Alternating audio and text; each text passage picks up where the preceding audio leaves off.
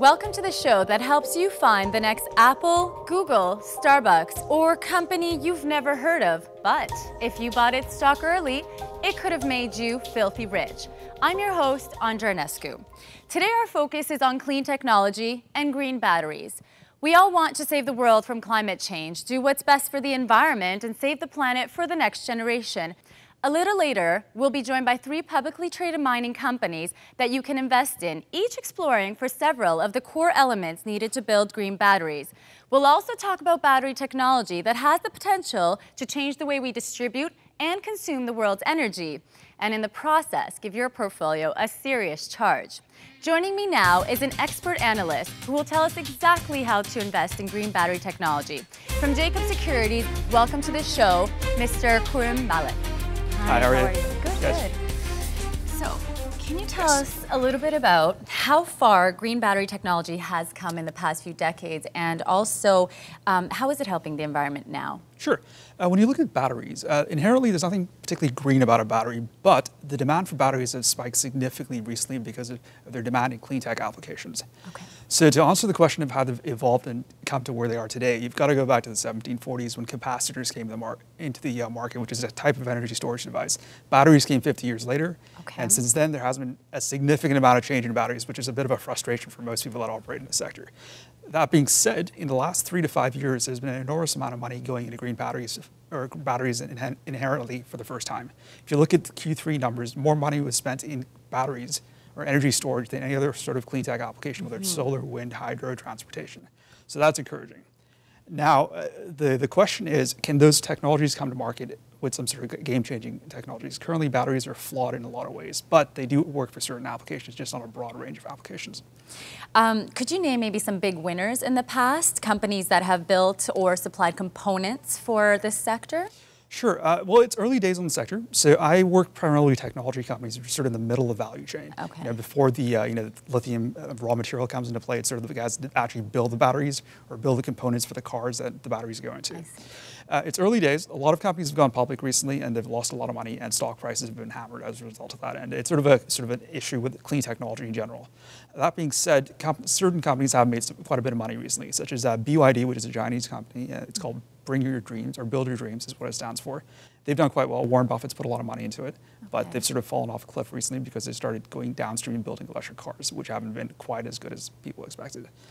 And then there's Tesla Motor Company, which is an electric car company that trades on the NASDAQ, which everyone's heard of.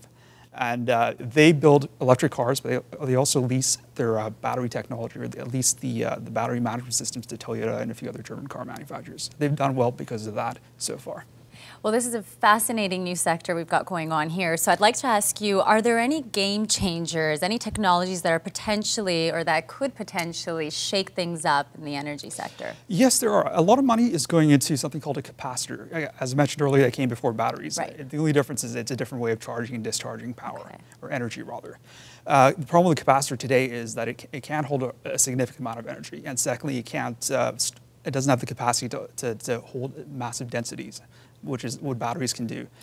So now they're working on ways to make a capacitor act more like a battery while maintaining the advantages that a capacitor have. And the big advantage is that it can store and discharge power very quickly. And it can last significantly longer. A battery requires chemical reactions to store and discharge, and that wears it out, and it requires really dangerous chemicals in the process to actually make it work. So that's a shortcoming, and it's expensive, unfortunately. So that's where the changes are coming. But they're in the lab stage. Who knows if they come to market or not? I cover a publicly traded company called Zen Motor Car Company. Right. And they are the exclusive sort of licensor of a supercapacitor game-changing technology. So if that comes out in the next few years, that could be truly game-changing. But if that does not happen, lithium-ion for cars is the incumbent solution. It will be for many years to come, and also things like vanadium redox batteries for power plant applications, such as wind farms and solar farms. What is so special about the vanadium redox battery? It's a newer form of battery. Its principles and have been around for a while. They just haven't been applied in a commercial setting for a while. What's unique about it is when you look at applications for batteries in the clean tech space, you've got electric cars, which is the big one. And then you've got power production, such as solar power, wind power, and whatnot. Right. What's interesting about vanadium is it can scale up quite nicely into large quantities of storage by adding storage tanks without significantly blowing up your economics of the project, which could be a problem with lithium ion. So it's great for large format applications, in theory. We'll see, and again, it's early days on it, versus lithium ion, which has better energy density, but it doesn't scale up quite as nicely. So it's better suited for transportation applications like cars, buses, and vans. For an investor, for the average investor out there, what is the best way for them to get exposed to green batteries, or I guess batteries in the clean technology sector? Well, you could invest in the value chain that I concentrate on, which are car manufacturers, electric car manufacturers, and that guys that actually build the batteries. Right. Where there's a lot more competition and a lot more uncertainty. Or you can go upstream to the companies that are actually supplying the raw materials, where the risk-reward profile is a little better, more so on the risk side. So the companies you're going to meet later on today are the ones that are a little easier to sort of digest from a risk standpoint. Right. While getting the same exposure. Great. Well, thank you so much for that.